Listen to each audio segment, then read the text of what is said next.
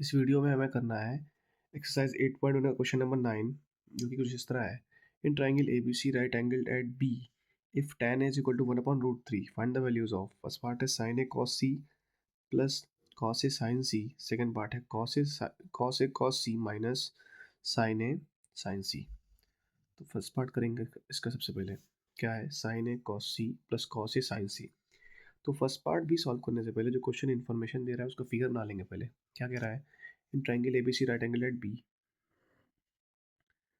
मतलब ये कोई राइट एंगल ट्राइंगल है और 90 डिग्री है बी पे। इसको ए मान लेते हैं, इसको सी मानेंगे क्योंकि ए बी सी ट्राइंगल है। और टैन ए की जो वैल्यू है वो गिवन है 1/√3, 1/√3।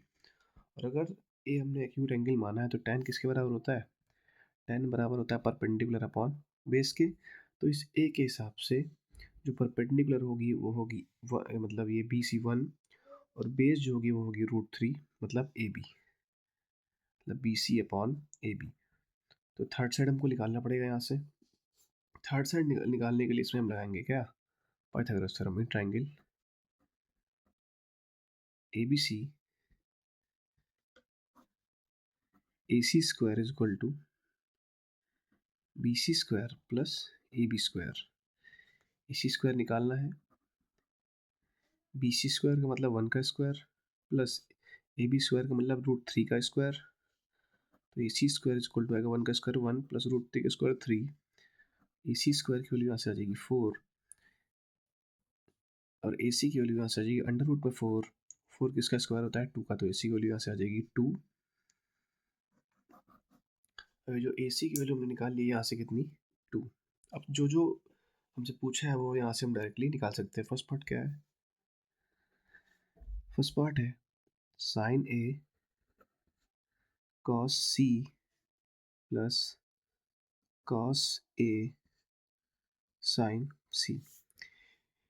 इसके जाने से पहले हम चाहे तो सारी वैल्यूज यहाँ पहले निकाल सकते हैं, जैसे कि जो जो हमको नीड है जिसकी जिसकी वो निकालते हैं पहले। साइन ए क्या आएगा यहाँ से, साइन ए क्या होगा, साइन ए की सबसे पहले नीड है हमें। तो साइन ए होता है, मतलब साइन होता है क्या, परपेंडिकुलर अपॉन हाइपोटेनस 1/2। फिर कॉस सी क्या होता है, कॉस मतलब ये एक्यूट एंगल है यहाँ से, तो कॉस होता है बेस अपॉन हाइपोटेनस मतलब 1/2। फिर कॉस ए क्या होता है,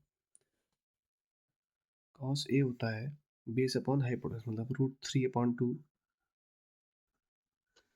फिर साइन सी क्या होता है, sine C perpendicular upon hypotenuse √3 sine C आ जाएगा यहाँ से √3/2।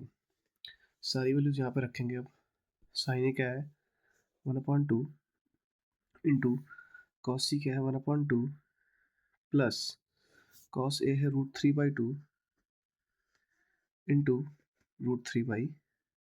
तो ये आ जाएगा 1/4 प्लस ये आ जाएगा 3/4।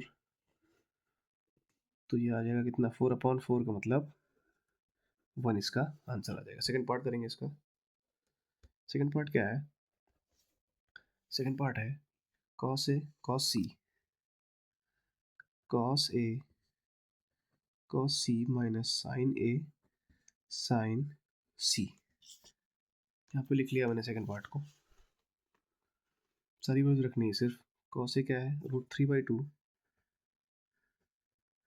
इंटू कॉस सी क्या है 1/2 माइनस साइन ए क्या है 1/2 इंटू साइन सी है, साइन सी यहाँ से निकालना पड़ेगा। साइन सी आता है परपेंडिकुलर अपॉन हाइपोटेनस, ये जो है साइन सी है ये,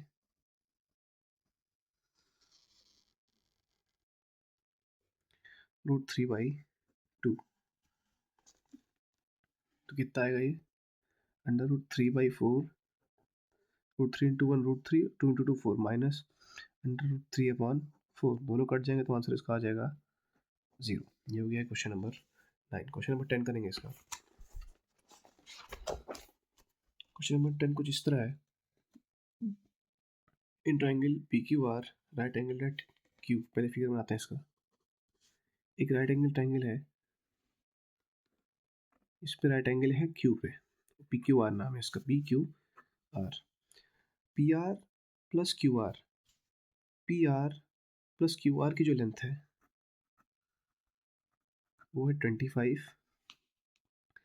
पी क्यू की जो लेंथ है वो है पी क्यू की जो लेंथ है वो है 5। इसमें सबसे पहले हम लगाते हैं Pythagoras theorem in triangle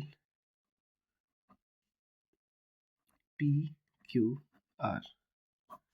P R square is equal to होगा क्या, P Q square plus R Q square. यहाँ पे हमको देखना है कौन कौन सी वैल्यूज हमारे पास गिवन है। पी आर हमारे पास नहीं है डायरेक्टली, और क्यू आर भी हमारे पास नहीं है, तो इसमें हम लगाएंगे सब्सटीट्यूशन। यहाँ से इसका यूज़ करके क्या हम P R is equal to लिख सकते हैं 25 माइनस क्यू आर लिख सकते हैं। इस वैल्यू को यहाँ पे हम सब्सटीट्यूट करेंगे, मतलब 25 माइनस क्यू आर का whole square is equal to p Q square, मतलब ये वैल्यू 5 का स्क्वायर प्लस क्यू आर को हमें वैल्यू भी नहीं पता है।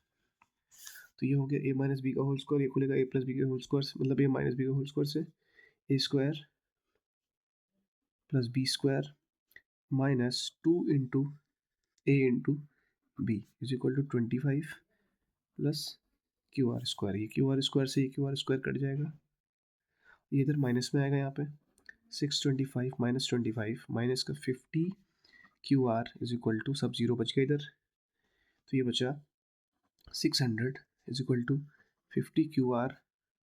जैसे क्यू आर की वैल्यू आएगी 600 अपॉन में 50, जीरो जीरो गया, इससे कटेगा कितनी बार में, एक बार में, फिर दो बार में, तो क्यू आर की लेंथ आ गई यहाँ से 12 सेंटीमीटर।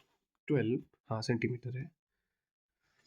फिर से इसका यूज़ करेंगे, P r plus Q r की वैल्यू जो थी 25 थी, और क्यू आर में निकाला है 12, तो p r plus 12 is equal to 25। तो यहाँ से पी आर आ जाएगा 25 माइनस का 12, तो पी आर की लेंथ आ जाएगी यहाँ से कितनी, 13 सेंटीमीटर। अब 13 से मतलब इस ट्रायंगल में हमें अब सब कुछ पता है। पी आर कितना निकाला हमने, पी आर है 13, पी क्यू गिवन था 5, और आर क्यू हमने निकाला है 12 सेंटीमीटर। तो अब जो चाहे यहाँ से वैल्यूज निकाल सकते हैं। हमें निकालना क्या है, साइन पी, कॉस पी और टैन पी।